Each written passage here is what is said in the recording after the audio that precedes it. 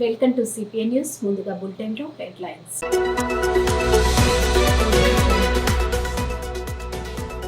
Bhubharati ROR కొత్త చట్టంపై జిల్లా కలెక్టర్ ఆధ్వర్యంలో అవగాహన సదస్సు.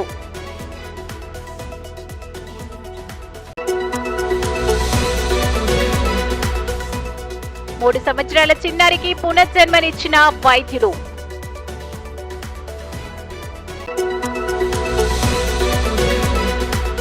భవన నిర్మాణ కార్మిక రాష్ట్ర మహాసభల పోస్టర్ విడుదల. మంచిర్యాల జిల్లా జన్నారం మండల కేంద్రంలోని రైతు వేదికలో బుధవారం భూభారతి ఆర్ఓఆర్ కొత్త చట్టంపై జిల్లా కలెక్టర్ ఆధ్వర్యంలో అవగాహన సదస్సు నిర్వహించారు. ఈ సదస్సులో రైతులు, ప్రజాప్రతినిధులు, అధికారులు పాల్గొన్నారు. ఈ కార్యక్రమానికి ముఖ్య అతిథిగా పాల్గొన్న కలెక్టర్ మాట్లాడుతూ రాష్ట్ర ప్రభుత్వం ఎంతో ప్రతిష్టాత్మకంగా ఆర్ఓఆర్ కొత్త చట్టాన్ని రూపొందించిందన్నారు. ఈ చట్టం వల్ల నిజమైన భూమి యజమానికి న్యాయం జరుగుతుందని ఆయన చెప్పారు. తమ పరిధిలో పరిష్కారం కాని కోర్టు పరిధిలో ఉన్న భూ సమస్యల పరిష్కారం కోసం, నిరుపేద రైతుల కోసం ఈ చట్టం ద్వారా పరిష్కరించడానికి వీలుంటుందన్నారు. గతంలో ఉన్న ధరణి స్థానంలో ఈ కొత్త చట్టం రూపొందించారని, దీనివల్ల భూ సమస్యలుంటే చాలా వరకు జిల్లా పరిధిలోని పరిష్కరించబడతాయని, కొత్త చట్టంతో రైతులకు ఎంతో మేలు జరుగుతుందన్నారు. భూభారతి చట్టం వల్ల అనేక సమస్యల పరిష్కార మార్గం సులభతరమని, నిరుపేద రైతులకు డబ్బులు ఖర్చు లేకుండా త్వరితగతిన భూ సమస్య పరిష్కారం దొరుకుతుందని జిల్లా కలెక్టర్ కుమార్ దీపక్ స్పష్టం చేశారు. అనంతరం ఐకేపీ ఆధ్వర్యంలో ఏర్పాటు చేసిన వరిధాన్యం కొనుగోలు కేంద్రాన్ని ప్రారంభించిన కలెక్టర్ మరియు అధికారులు, నాయకులు. ఈ కార్యక్రమంలో జిల్లా joint collector Motilal, Mancherial RDO Srinivasarao, AD Srinivas, జిల్లా వ్యవసాయ శాఖ అధికారిని కల్పన తదితరులు పాల్గొన్నారు.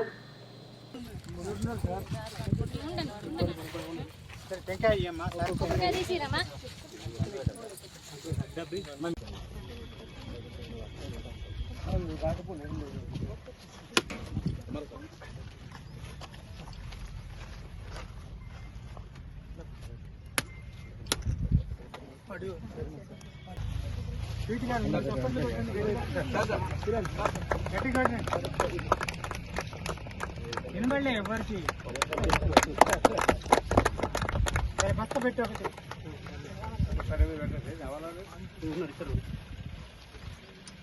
ఇద్దరు పెట్టండి. రైతులు బడ్లు క్లీన్ చేస్తున్నారా? రైతులు బడ్లు ఇక్కడ క్లీన్ చేస్తున్నారా? మరి మొత్తం క్లీన్ గా మాత్రమే తీసుకోండి. అనవసరంగా ఇది కటింగ్ చేశారా? ఇది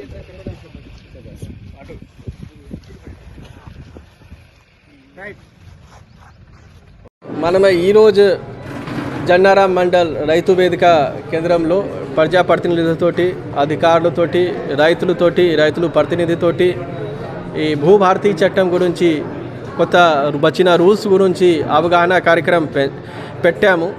సో దాదాపు మొత్తం రైతు వేదిక ఫీల్ అయింది, అందరూ విన్నారు. మనకి భూభారతీ అండ్ ధరణి చట్టంలో ఆర్ఓఆర్ 2020లో ఏం తేడా ఉన్నాయి, ధరణి చట్టం కింద రైతులకి ఎట్లా నష్టం జరిగింది, వాళ్ళకి ఇష్యూ ఎందుకు సార్ట్ అవుట్ కాలేదు, పర్టికులర్గా పార్ట్ బి ఉన్న అంటే non sign, digital not sign అంటే పాఠ్య పుస్తకాలలో సిగ్నేచర్ లేకుండా ఉంటుంది. అంటే వాళ్ళకి ఎలాంటిగా బెనిఫిట్స్ రావు, రైతు భరోసా రావు, మిగతా బీమా రావు, ఏమీ రావు, పిఎం కిసాన్ కూడా రావు. సో అట్లా ఉన్న కేసెస్ ఎందుకు ఉన్నాయి, కొత్త చట్టంలో కొత్త ప్రొవిజన్స్ ఏమేమి ఉన్నాయి, అపీల్ ప్రొవిజన్స్ ఉన్నాయి, సాదా బైనామా రెగ్యులరైజేషన్ ప్రొవిజన్స్ ఉన్నాయి, మ్యాప్స్ ప్రొవిజన్స్ ఉన్నాయి, ఉచితంగా లీగల్ హెల్ప్ ప్రొవిజన్స్ ఉన్నాయి, చాలా ప్రొవిజన్స్ ఉన్నాయి. దాంతోపాటు 3 సంవత్సరాల చిన్నారికి పునర్జన్మనిచ్చిన వైద్యులు. మంచిర్యాల జిల్లా కేంద్రంలోని సతీష్ గ్యాస్ట్రో లివర్ ఆసుపత్రిలో 3 సంవత్సరాల చిన్నారికి ఆసుపత్రి వైద్యుడు గడిగొప్పుల సతీష్ చందర్ అరుదైన వైద్య చికిత్సను అందించారు.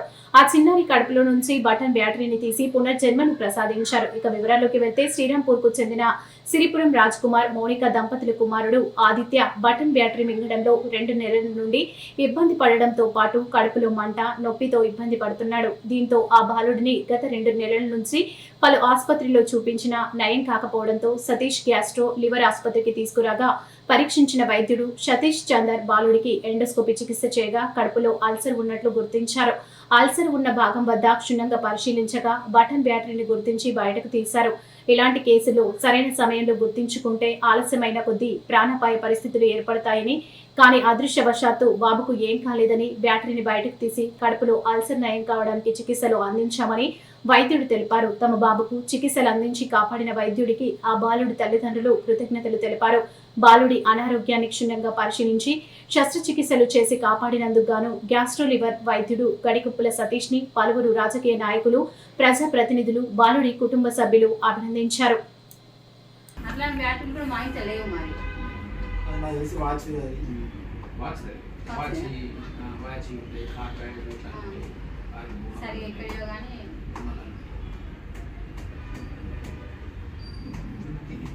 తీసినాక మాత్రం అంటే ఇప్పుడు ఫుడ్ ఏం ఇబ్బంది లేదు.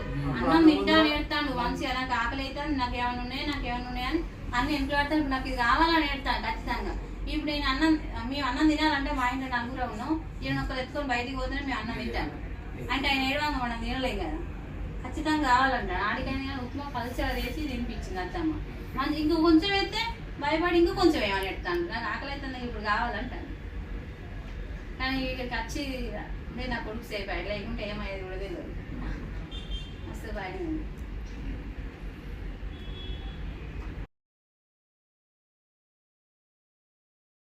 ఫస్ట్ మంచిగా తింటాడు, ఇప్పుడు అదే పని 2 నెలల కొంటే అదే పని. మళ్ళీ తీసుకొచ్చిన 10 డేస్కి మళ్ళీ తీసుకొస్తే కట్టిన వస్తుంది అంటాడు సార్ అన్నాక సారు స్కానింగ్ పంపించింది. స్కానింగ్లో ఏం రాలేదు తీస్తే. ఇక మళ్ళీ ఏం చేసిండు, మళ్ళీ ఇది నాతోటి కాదు అని ఈ సార్ దగ్గర పంపించింది. చెవులు సార్ దగ్గర పంపించిన తర్వాత ఆ సార్ చూసిండు, నోట్లో ఇన్ఫెక్షన్ అయిందమ్మా ఈ మెడిసిన్ వాడుద్ది అన్నాడు. అంటే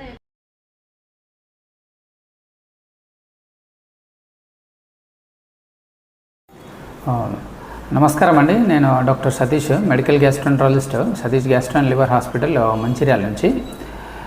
ఈ పిల్లవాడు 3 సంవత్సరాల బాబు శ్రీరాంపూర్ నుంచి. ఈ బాబు గత 2 నెలల నుంచి మింగడానికి ఇబ్బంది అండ్ చెస్ట్లో టైట్నెస్ అని చెప్తున్నాడు. వివిధ డాక్టర్లను, లోకల్ డాక్టర్లను కలిశాడు. బట్ మందులతో రిలీఫ్ లేదని ఒక డాక్టర్ గారు నా దగ్గర పంపించారు. నాకు అనుమానంగా అనిపించి ఈ చెస్ట్లో టైట్నెస్, మింగనికి ఇబ్బంది ఇవన్నీ కూడా ఈసోఫాగస్ సిమ్టమ్స్ అన్నాడు, అంటే ఆహారవాహిక ఇబ్బంది. నేను ఎండోస్కోపీ డౌట్ వచ్చి ఎండోస్కోపీ వేశాను. ఎండోస్కోపీలో ఈసోఫాగస్ మధ్యలో పెద్ద అల్సర్ ఉందండి. అల్సర్ వెనకాల ఇంకా క్షుణ్ణంగా చూస్తే అల్సర్ వెనకాల ఒక కాయిన్ టైప్ ఫస్ట్ కనబడుతుండే, కానీ ఇంకా నిష్ణాతంగా లోపల వెళ్ళిస్తే బ్యాటరీ లాగా ఉందండి. అది తీశాను, బట్ సేఫ్గానే బ్యాటరీ బయటికి తీయగలిగాము. బట్ అక్కడ పెద్ద అల్సర్ ఫామ్ అయింది, ఎందుకంటే ఇది ఆల్మోస్ట్ 2 months బ్యాక్ ఆ బ్యాటరీ మింగాడు. ఆ బ్యాటరీ యొక్క రసాయనాలు బయటికి రిలీజ్ అయ్యి అవి మన ఈసోఫాగస్ పైప్ను డ్యామేజ్ చేసి అల్సర్ లాగా ఫామ్ అయిందండి. ఇందులో ఇంత పెద్ద అల్సర్ రానికి, అంత పెద్ద ప్రాబ్లం రానికి కారణం ఏంటంటే లాస్ట్ 2 నెలల నుంచి ఆ రసాయనాలు రిలీజ్ అవుతూ డ్యామేజ్ చేశాయి. మనం ఇందులో తెలుసుకోవాల్సిన విషయం ఏంటంటే, మనం ఇట్లాంటి బ్యాటరీలు కానీ ఈ వస్తువులు పిల్లలు మింగినప్పుడు మనం ఇమీడియట్గా ఎండోస్కోపీ చేసి తీయగలిగితే ప్రమాదం ఏముండదు. బట్ ఈ పిల్లల్లో ఇన్ని రోజులు బ్యాటరీ ఉండేసరికి ఇబ్బంది ఎక్కువైంది. ఆ అల్సర్ ప్రాబ్లం ఎక్కువ ఉండి ఇన్ని రోజుల నుంచి ఆయనకి ఇబ్బంది ఎక్కువ ఉండదండి. ఇటువంటి ప్రాబ్లం కొన్నిసార్లు డేంజరస్ కూడా, ప్రాణాంతకం కూడా వాడతాయి. అది ఆ బ్యాటరీ అల్సర్ ఎక్కువ తినేసి.